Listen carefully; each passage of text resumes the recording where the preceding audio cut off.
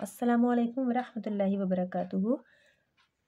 प्यारे बच्चों, आज हम लोग इंग्लिश में lesson number 9 the story of the prodigal सन के क्वेश्चन एंड आंसर अपनी फेयर कॉपी में कंप्लीट करेंगे।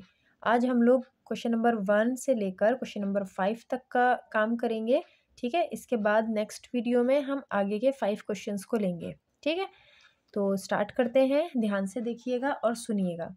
आपने स्टोरी पूरी पढ़ी है, सुनी है, हमने कई बार एक्सप्लेन भी किया है, तो उम्मीद करती हूँ आपको पूरी स्टोरी अच्छे से याद होगी।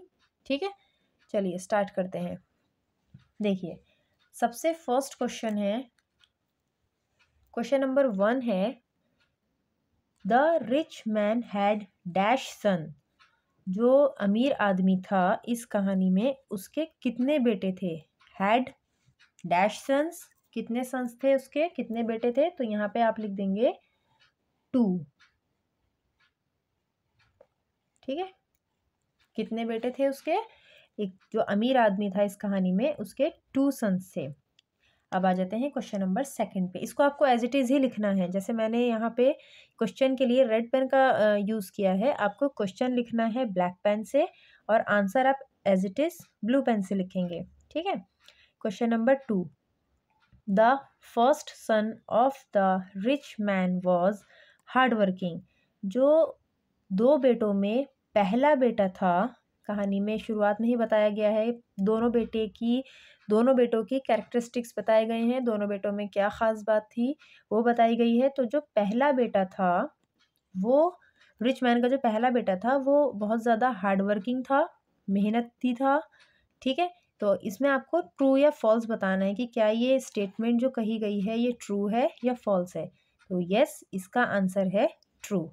First son was hard working, तो इसको आप ट्रू पे टिक कर दीजिए और चाहें तो आप इसके नीचे इसका आंसर भी लिख सकते हैं, अदरवाइज आप ट्रू पे टिक कर दीजिए। नेक्स्ट क्वेश्चन पे आते हैं, क्वेश्चन नंबर 3। ठीक है, the younger son of the rich man always obeyed him. अब ये छोटे बेटे के बारे में बात की जा रही है। द यंगर सन, जो उनका छोटा बेटा था, रिच मैन का जो छोटा बेटा था, क्या वो हमेशा अपने फादर की बात को ओबे करता था, हमेशा उनकी बात को मानता था? तो आपको याद होगा, स्टोरी अच्छे से याद होगी आपको। इसका आंसर होगा फॉल्स। इस पे आप फॉल्स पे टिक कर देंगे क्योंकि ये स्टेटमेंट फॉल्स है। ठीक है, यहाँ तक का आपको अच्छे से समझ में आया होगा।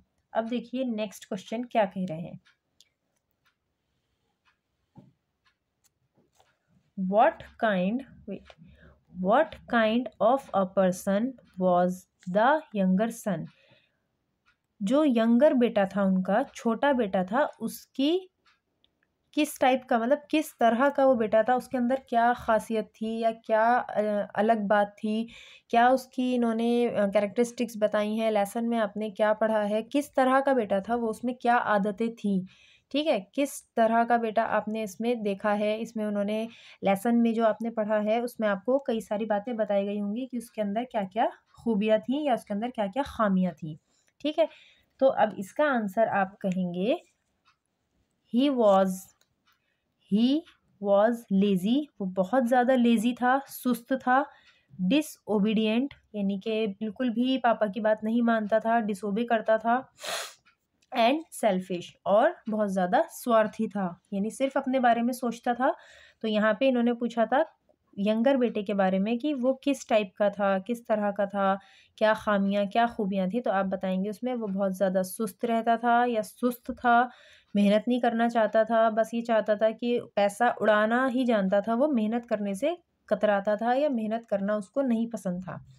डिसोबीडियंट था और सेल्फिश था। ठीक है, आ जाते हैं नेक्स्ट क्वेश्चन पे। क्वेश्चन नंबर 5 है, who asked for his share of the property, how did the father feel. किसने पूछा था, किसने, who asked for his share of the property, जो प्रॉपर्टी का शेयर था, प्रॉपर्टी का शेयर के बारे में किसने मांगा था वो प्रॉपर्टी का share. How did the father feel, पहले इसमें देखिए 2 क्वेश्चंस पूछे जा रहे हैं। पहला क्वेश्चन पूछा जा रहा है कि किसने प्रॉपर्टी का शेयर मांगा था या किसने प्रॉपर्टी के शेयर के बारे में पूछा था, पहले आपको इसका आंसर करना होगा। उसके बाद दूसरा क्वेश्चन इसी क्वेश्चन में मिला हुआ है, how did the father feel, यानी कि एक ही क्वेश्चन में आपको 2 क्वेश्चन पूछे गए हैं।